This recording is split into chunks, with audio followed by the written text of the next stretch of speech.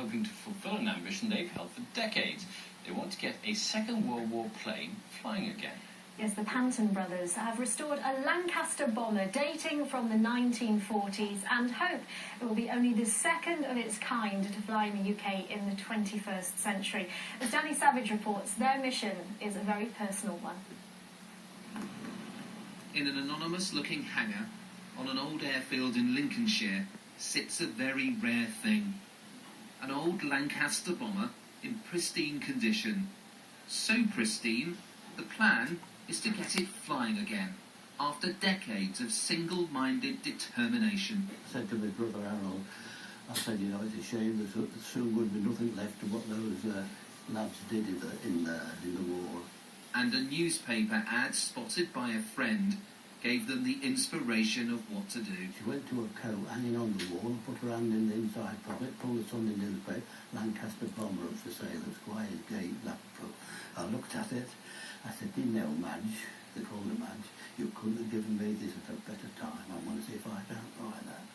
And that's how it's all developed. And here it is. Here it is, yeah, that's it. Although this Lancaster is in excellent condition, it hasn't flown for about 40 years. But this isn't just a project by an independent museum to get something like this flying again.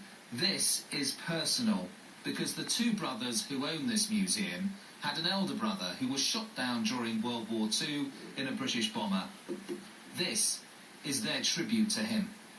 I used to go and meet him off the bus when he come home on leave and go back with him, catch the bus to go back again to his airfield.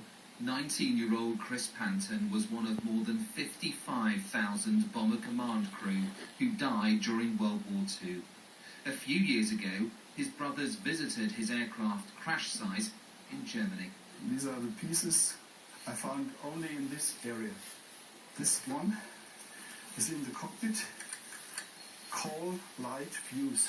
But when I went to find my brother's crash site and find his grave and got to it, I knew I was within 6 feet of his body.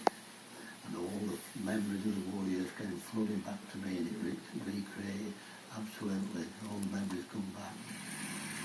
But getting their own Lancaster airborne again is no flight of fancy.